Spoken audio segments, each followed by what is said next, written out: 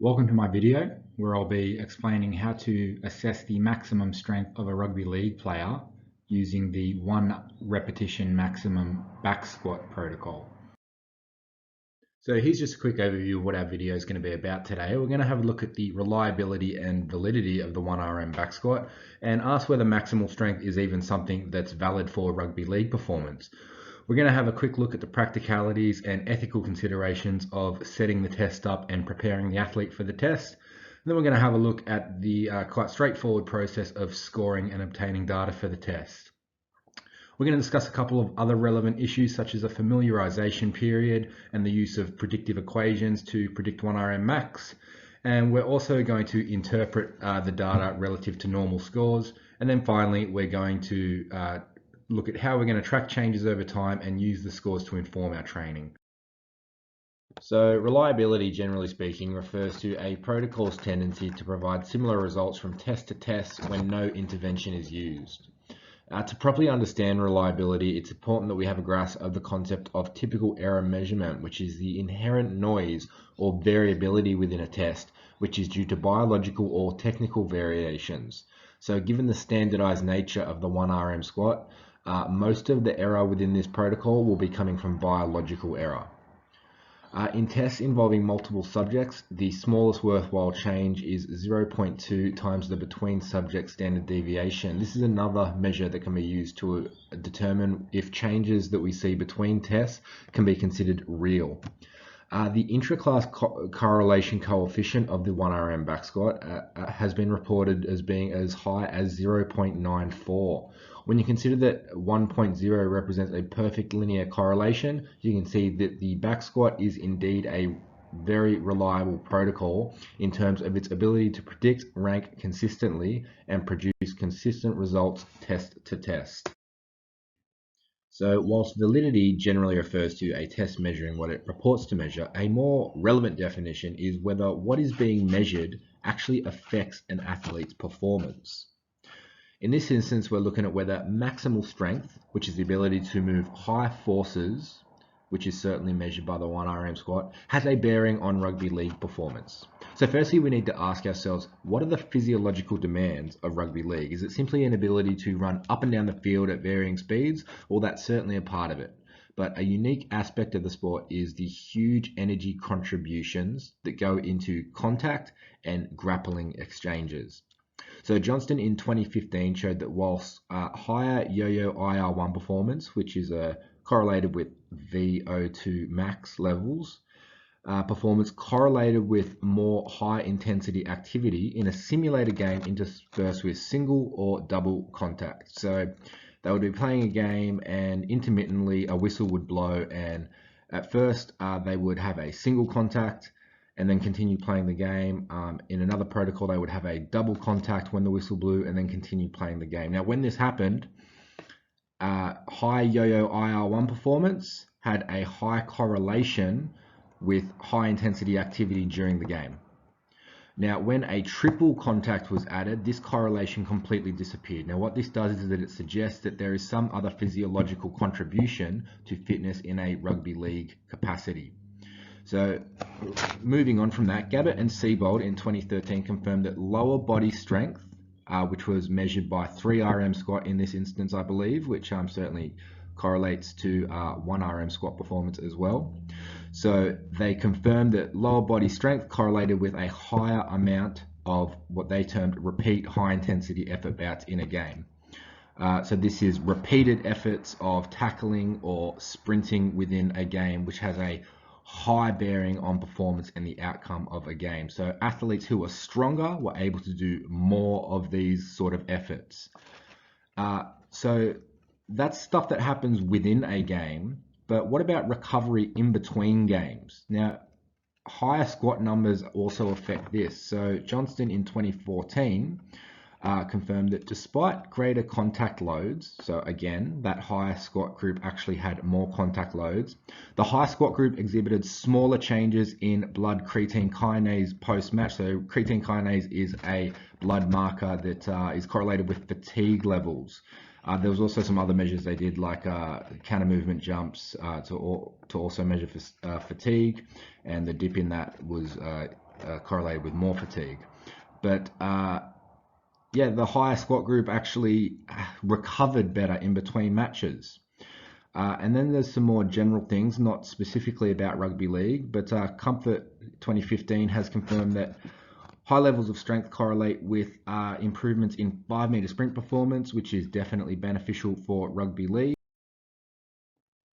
So just very quickly on some of the practicalities of setting up the 1RM squat. So the safety bar should be set at the highest possible point without affecting the athlete's range of motion. You can see this setup taking place in the top video on this slide. The second video depicts what would be considered perfect squat form. Now, heel blocks should not be used, which they are not in that video. The weight belt is optional, but it's not being used in this video, and the feet should be shoulder width apart. Bar should be held in a high position on the trapezius muscle. And during the lowering phase, the knees can come over the toes, but the heels must remain on the floor at all times, as you can see in that bottom video.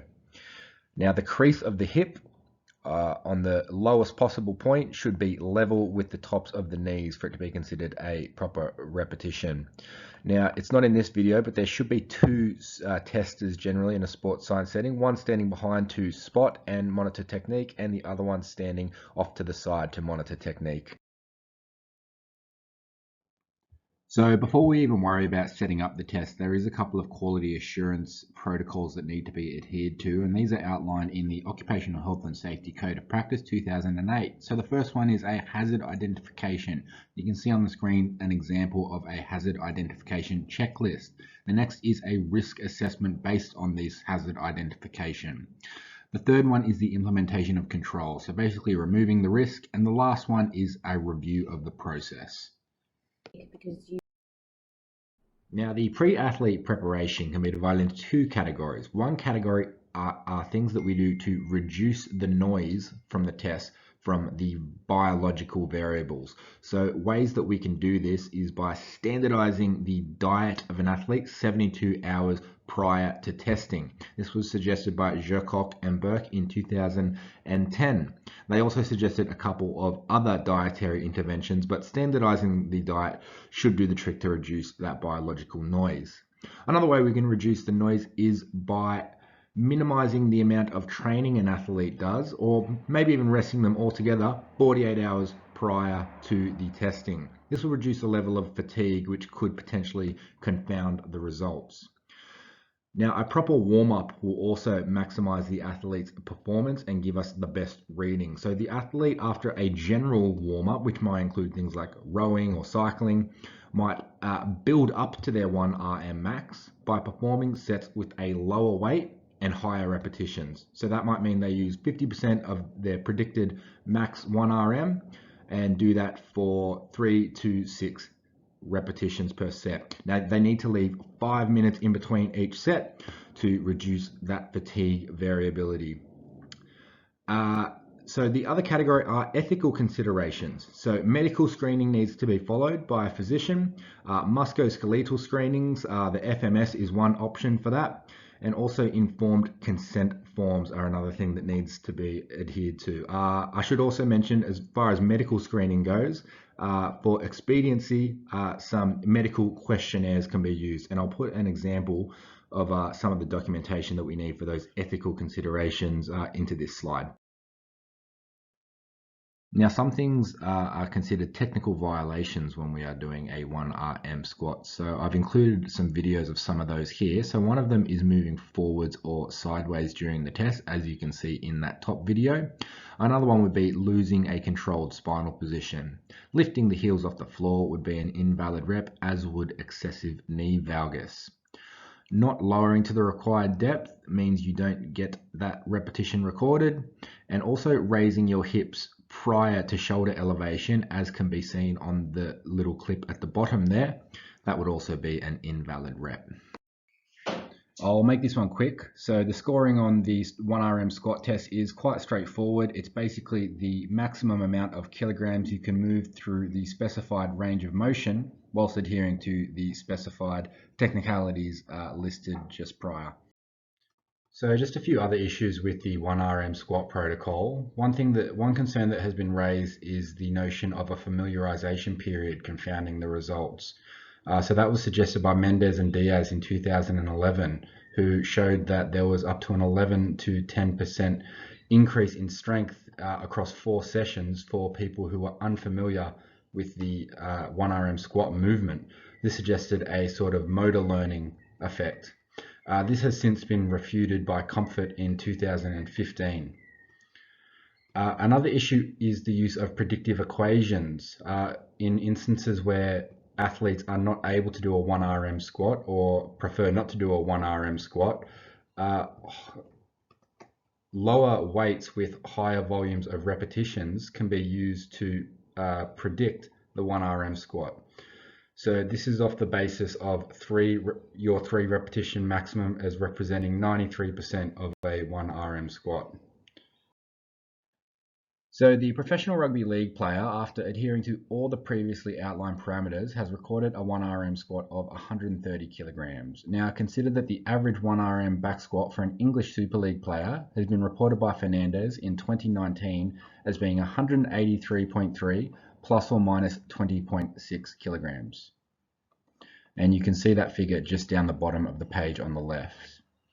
Now consider that Comfort in 2015 has identified that a 5% change in 1RM max needs to be observed for researchers to infer any sort of meaningful change. So that is the smallest worthwhile change. With this considered, this athlete will need to demonstrate an increase in 1RM from 130 kilograms to 136.5 kilograms for testers to be certain the change is real and not due to the typical error measurement. And on top of that, he's also well off the pace of the 183.3 kilogram average for a professional rugby league player. So this athlete will need strength training, which we will expand upon in the next slide.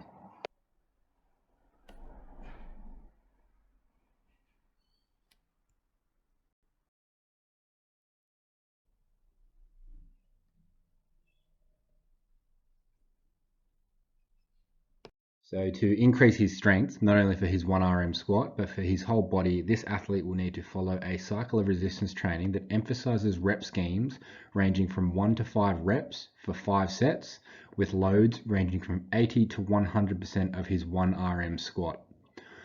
Also, 5-minute recoveries should be allowed in between each set to reduce fatigue.